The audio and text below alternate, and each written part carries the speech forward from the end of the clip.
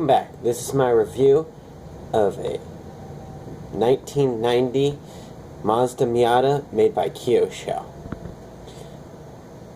I got this model at Gateway Classic Cars in St. Louis for $30. It's very similar to my previous video where I got the Mercedes-Benz G500 by Hot Wheels.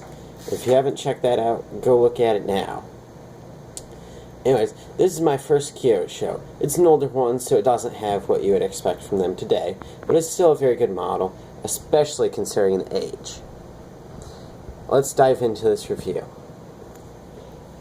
Up front here, we have the little fog lights,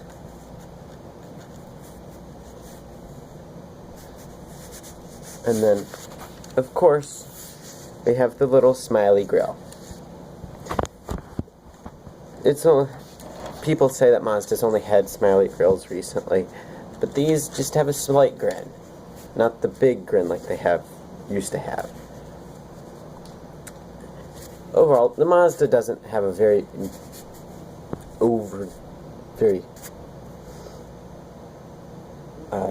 detailed face, but it doesn't really have much to clutter up the fascia. Now, one thing I do like about this model, and part of the reason why I bought it, is because it has pop-up headlights. I mean, who doesn't love pop-up headlights? They're very sturdy, stay up as you can see, and the lens is very well made and no peg, and it's very visible. I think there may be a slight clip down there, but overall it's very good. It's painted well, and I really love the pop-up headlights. And if you look at it straight on, it just looks so happy.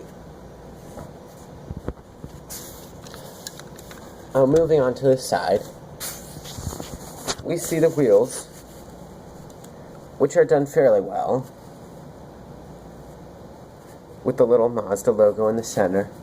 It's slightly off-center. I'm not sure if that's how the real car is or not. The tires are a bit too small for the wheels, though, so that's one downside.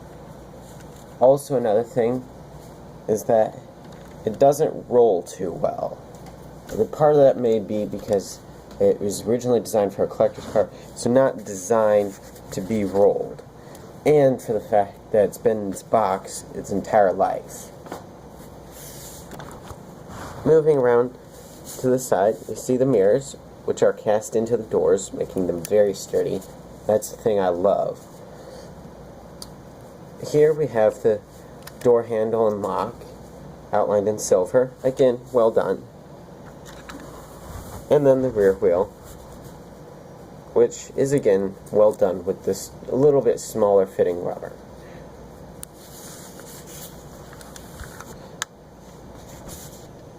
You might be able to notice right here is the gas cap. I wish that would have been done a little bit better, but it's very subtle, so I guess that's good. Rear lights, it's got what looks to be a peg, although that's actually what the real car looks like. However, the way Kyosho did it just makes it look okay. The rest of the taillight is very good, however, but one thing I'd like to point out is that it's missing its badging. It's just like little bumps. Also, I would have liked a license plate as opposed to that just plain black piece. The tailpipe is very good, with good depth, so it goes all the way through. And the taillight's the same. This is most. Oh yeah, one thing I'd like to point out is this indicator turn signal indicator right here. It's just blue paint. It's no orange or anything. So that's a bit poorly done. And then back around to the front. For those who don't like pop-up headlights. One thing I would like to note, I don't know, but it seems like the overhangs are just a bit too short. Maybe that's just me, but especially that front overhang. This seems a bit too narrow and a bit too short. Granted, I haven't seen this generation Miata in person for a while, so I'm not an expert in what I'm talking about. Let's get these headlights popped back up. Let's start features off with the trunk, which is just real simple to open. Stays open. The small trunk, nothing much to see. Doesn't lift out like some of the little bit later Kyoshos. And then onto the interior. Interior is very, very plain. Would have liked a bit more color, especially with the buttons on the center console. But it does have nice gauges and whatnot, especially for the 10. Of course, the door's open, and the seats have a little bit of give to them, like they're made out of a stronger rubber. Overall, that's very good.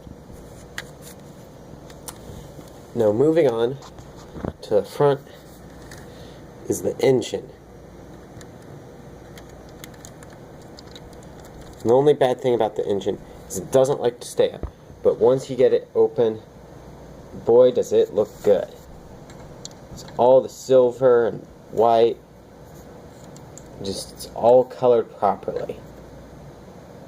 It looks very good. It also goes through. See, it doesn't like to stay open. I'm going to use my other tool to try and prop it open.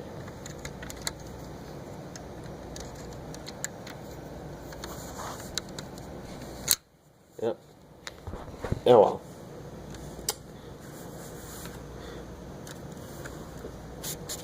I think overall, with the detail that it has, and just all the things about it, especially for the price of $30, I'd say it's a very good model, and if you find one, you should definitely get it. Just don't pay too much more than $30, because I don't feel it's worth that much. Well, that's all for now, folks. Thanks for watching. See you later.